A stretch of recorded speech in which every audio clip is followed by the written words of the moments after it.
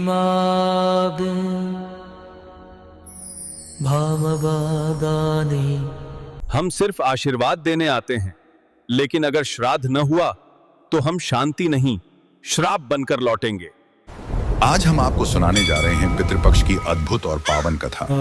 यह कथा केवल सुनने मात्र से ही मनुष्य के जीवन के सब पाप नष्ट हो जाते हैं। जो भी व्यक्ति श्रद्धा और मन से इस कथा को सुनता है, उसके ऊपर यदि पितृदोष हो तो वह समाप्त हो जाता है। उसके जीवन के सारे दुख, दरिद्रता और विघ्न बाधाएं मिट जाती हैं। उसके घर में सुख समृद्धि का वास होता है और धन धान्य की कभी कमी नहीं रहती। यह कथा सुनने वाले को पूर्वजों का आशीर्वाद मिलता है और उसका जीवन खुशियों और सौभाग्य से भर जाता है। पितृपक्ष का महत्व अत्यंत गहरा है। शास्त्रों में कहा गया है कि इस समय हमारे पूर्वज स्वयं धरती पर आते हैं और अपने वंशजों से तर्पण और स्मरण की अपेक्षा करते हैं। जब हम उनका विधिपूर्वक स्मरण करते हैं तो वे संतुष्ट होकर हमें आशीर्वाद देते हैं। उनके आशीर्वाद से जीवन में सफलता, शांति और प्रगति का मार्ग प्रशस्त होता है। लेकिन यदि उन्हें भुला दिया जाए तो उनका असंतोष परिवार में दुख और विघ्न बढ़ा देता है। इसीलिए पितृपक्ष केवल एक धार्मिक पर्व नहीं, बल्कि यह हमारे पूर्वजों के प्रति कृतज्ञता व्यक्त करने का सर्वोच्च अवसर है। यही महान कथा भगवान श्री कृष्ण ने अपने प्रिय वाहन गरुड़ जी को सुनाई थी। जब गरुड़ जी ने विनम्र भाव से भगवान से प्रश्न किया, हे प्रभु, पितृपक्ष का इतना महत्व क्यों है? इसमें क्या रहस्य छुपा है और क्यों कहा जाता है कि इसे मानने से जीवन के सारे दोष मिट जाते हैं? तब भगवान श्री कृष्ण ने मधुर मुस्कान के साथ कहा, गरुड़, पितृपक्ष का महत्व शब्दों में नहीं समा सकता। इसे समझने के लिए तुम्हें एक कथा सुननी होगी।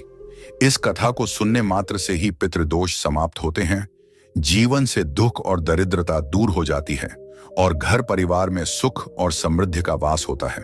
और फिर भगवान श्री कृष्ण ने गरुड़ जी को वह अद्भुत कथा सुनानी प्रारंभ की। दोस्तों, आप भी इस कथा को ध्यानपूर्वक अवश्य सुनें। इस कथा के श्रवण मात्र से मनुष्य के सभी पाप और दोष नष्ट हो जाते हैं। पितृदोष से मुक्ति मिलती है, सभी कर्ज उतर जाते हैं और धन, धान्य तथा संपत्ति की प्राप्ति होती है। साथ ही सुंदर और गुणवान पत्नी का लाभ होता है। संतानहीन को संतान की प्राप्ति होती है। यह कथा अत्यंत महान है और विशेषकर पितृपक्ष में इसका श्रवण अवश्य करना चाहिए। इस कथा के सुनने से पितरदेव प्रसन्न होकर वरदान देते हैं। श्री कृष्ण कहते हैं, हे गरुड़, प्राचीन काल की बात है। रुचि नामक एक राजा थे। उन्होंने संसार के मोह माया को त्याग दिया और निर्भय होकर ब्रह्मचर्य का पालन करते हुए पृथ्वी पर विचरण करने लगे। वे संसार की सभी भोग विलास की वस्तुओं को छोड़ चुके थे। उन्होंने घर गृहस्थी से भी नाता तोड़ लिया था। वे केवल एक बार भोजन करते और अधिकतर वन में ही विचरण करते रहते थे। राजा रुचि को ऐसा वैराग्य धारण किए देख उनके पितृगण अत्यंत दुखी हो गए। उन्होंने सोचा, हमारा वंशज यदि इस प्रकार संन्यास ले लेगा तो वंश की वृद्धि कैसे होगी? इससे तो वंश नष्ट हो जाएगा। इस चिंता से व्याकुल होकर उन्होंने निश्चय किया कि वे स्वयं जाकर राजा रुचि से मिलेंगे और उन्हें वैराग्य का त्याग करने के लिए समझाएंगे। एक दिन जब राजा रुचि गहन ध्यान और तपस्या में लीन थे, तभी उनके समस्त पितृगण वहां प्रकट हुए। जब उन्होंने आंखें खोली तो अपने सामने 4 दिव्य आत्माओं को खड़ा देखा। वे आश्चर्यचकित हो गए और प्रणाम करते हुए बोले, हे महान आत्माओं, आप कौन हैं और किस कारण से मेरे दर्शन देने आए हैं? वे दिव्य आत्माएं बोली, वत्स, हम तुम्हारे पूर्वज हैं।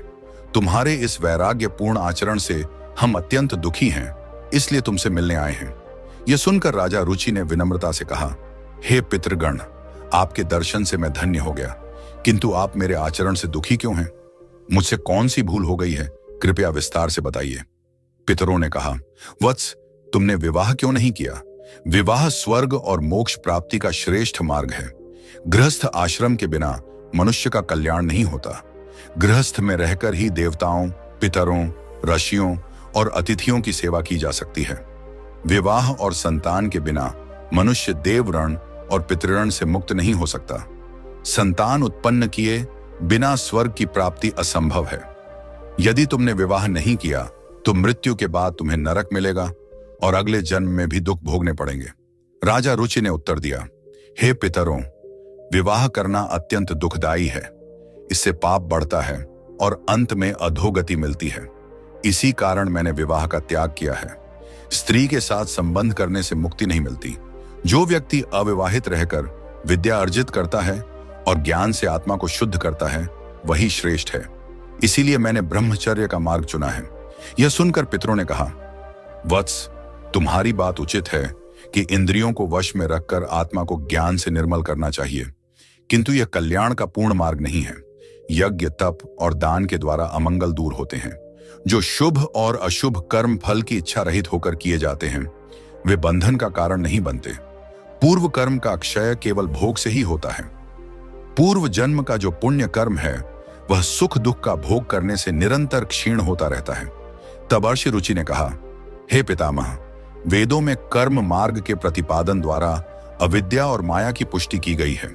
फिर आप मुझे विवाह करने के लिए क्यों प्रेरित कर रहे हैं?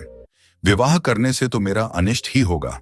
पितरों ने उत्तर दिया, वत्स, यह सत्य है कि कर्म अविद्या है, किंतु विद्या प्राप्त करना भी एक प्रकार का कर्म है। शास्त्रों में जो विहित कर्म बताए गए हैं, सज्जन पुरुष उनका उल्लंघन नहीं करते। उन्हीं के पालन से मोक्ष की प्राप्ति होती है। शास्त्रों में विवाह का आदेश दिया गया है। विवाह न करने वाले पुरुष को मुक्ति नहीं मिलती। संतान के बिना मोक्ष संभव नहीं है। संतान के द्वारा किए गए श्राद्ध कर्म से ही पितरों की तृप्ति और पुरुष को मुक्ति मिलती है। इसलिए हे पुत्र, तुम विधि पूर्वक विवाह करो। यदि विवाह नहीं करोगे तो तुम्हारे सभी कर्म व्यर्थ हो जाएंगे और तुम विफलता को ही प्राप्त करोगे। हमारे वंश के नष्ट होने पर हम पितरों की आत्माएं भी अतृप्त रह जाएंगी। पितरों ने आगे कहा, वत्स, विवाह करके संतान उत्पन्न करने से ही तुम अपने पितरों को संतुष्ट कर सकोगे। श्री कृष्ण कहते हैं, हे गरुड़। पितरों के ऐसे वचन सुनकर श्री रुचि को बड़ी ग्लानि हुई और उन्होंने विवाह करने का निश्चय किया। तब उन्होंने अपने पितरों से कहा, हे पितृगण, अब मैं वृद्ध हो गया हूं, मुझे कौन अपनी कन्या देगा? वैसे भी वृद्धावस्था में विवाह करना अत्यंत कठिन है। पितरों ने कहा, हे वत्स, यदि तुमने हमारे वचनों का पालन नहीं किया तो हम पितरों का पतन हो जाएगा और तुम्हारी भी अधोगति होगी। इतना कहकर वे अदृश्य हो गए। श्री कृष्ण कहते हैं, हे गरुड़। पितरों की बातें सुनकर और श्री रुचि अत्यधिक व्याकुल हो उठे। वे अपने पितरों की मुक्ति के लिए विवाह करने का विचार करते हुए कन्या की खोज में पृथ्वी पर विचरण करने लगे, किंतु उन्हें कहीं भी योग्य कन्या न मिली। बार बार पितरों के वचनों को याद करके वे चिंता में डूब जाते और सोचते, अब मैं क्या करूं, कहां जाऊं? मेरे पितरों की मुक्ति के लिए कौन स्त्री मुझसे विवाह करेगी? बहुत देर तक मनन करने के बाद आर्षि रुचि ने ब्रह्मा जी की तपस्या करने का निश्चय किया। उन्होंने 100 वर्षों तक वन में घोर तपस्या की। उनकी कठोर साधना से प्रसन्न होकर जगत पिता ब्रह्मा जी उनके समक्ष प्रकट हुए और बोले, हे रुचि, मैं तुम्हारी तपस्या से प्रसन्न हूं। जो भी अभिलाषा हो बताओ, मैं अवश्य उसे पूर्ण करूंगा।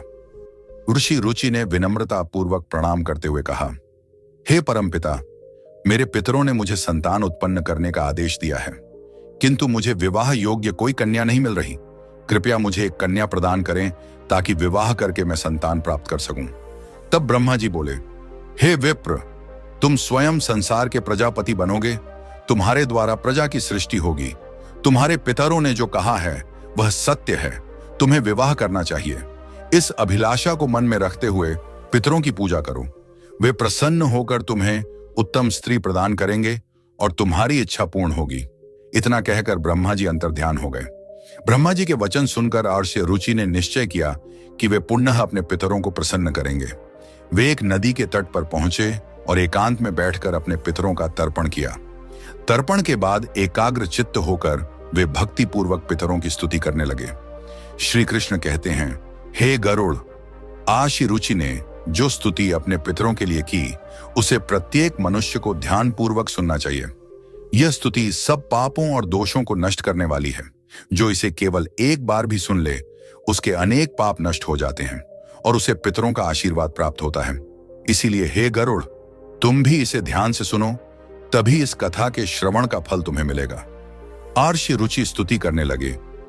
जो अधिदेवता के रूप में विद्यमान रहते हैं और जो श्राद्ध के अवसर पर देवताओं से स्वधा द्वारा तृप्त किए जाते हैं, उन सभी पितृगणों को मैं प्रणाम करता हूं। स्वर्ग में अवस्थित महर्षि गण भक्ति और मुक्ति की इच्छा से मानसिक श्राद्ध द्वारा जिन पितरों को तृप्त करते हैं, उन सभी पितरों को भी मैं प्रणाम करता हूं। अग्निस्वात, वर्षद, आज्ञा और सोमपति गण इस श्राद्ध में मेरे द्वारा तृप्त होकर संतुष्ट हों।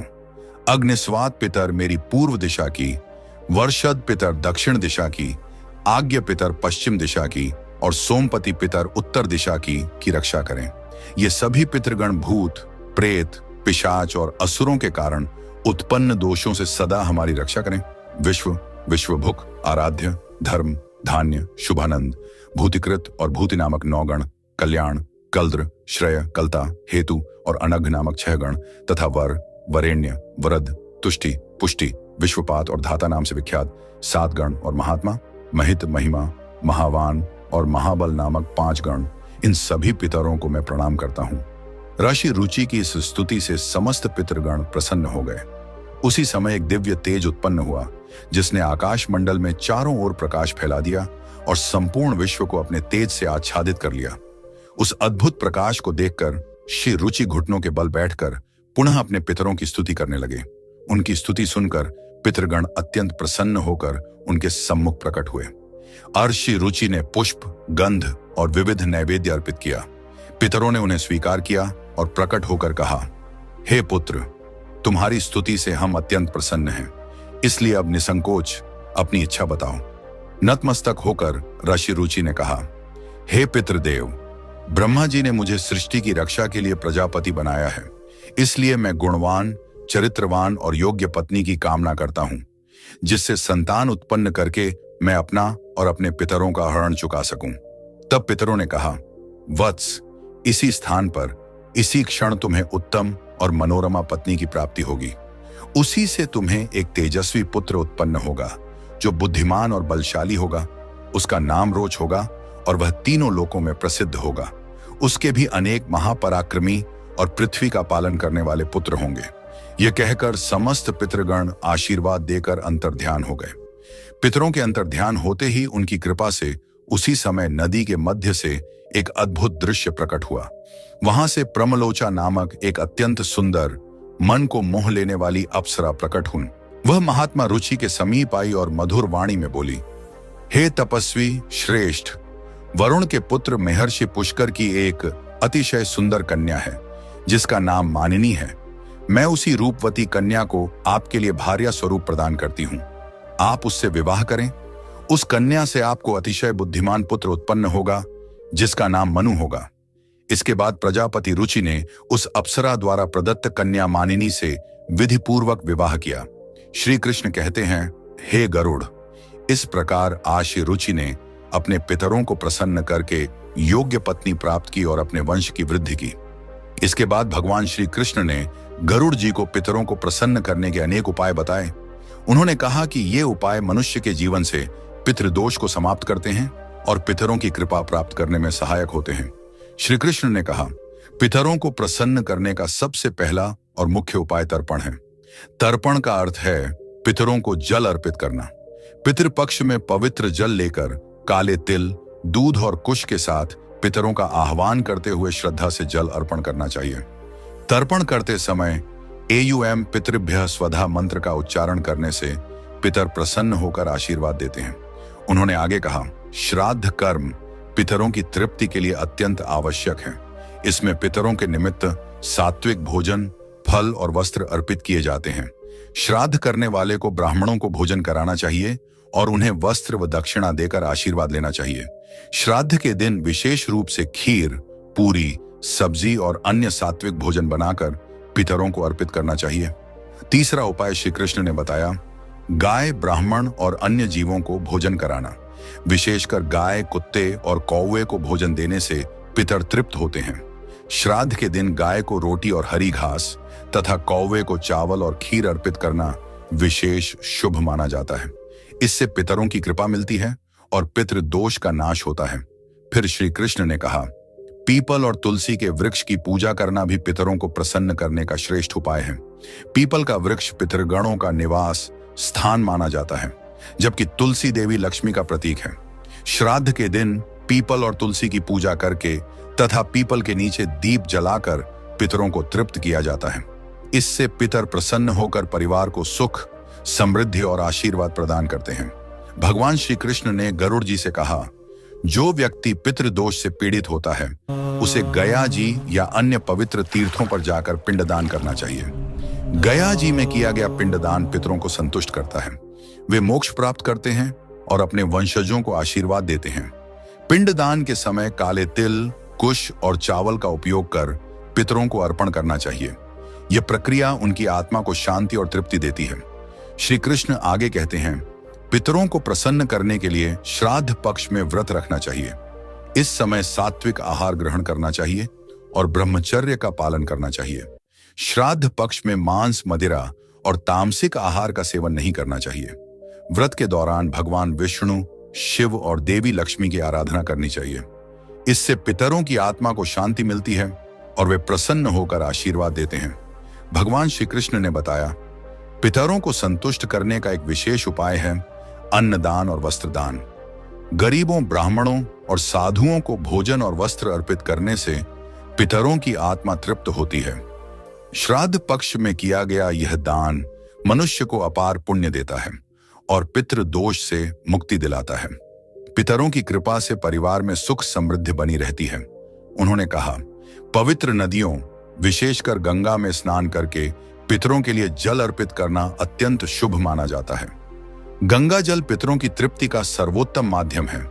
इससे पितृ दोष समाप्त होता है और व्यक्ति के पाप धुल जाते हैं। गंगा स्नान से पितरों की आत्मा को शांति मिलती है और वे प्रसन्न होकर वंशजों को आशीर्वाद देते हैं। श्री कृष्ण ने यह भी बताया, पितरों को प्रसन्न करने के लिए सत्संग में सम्मिलित होना और पवित्र ग्रंथों का पाठ करना चाहिए।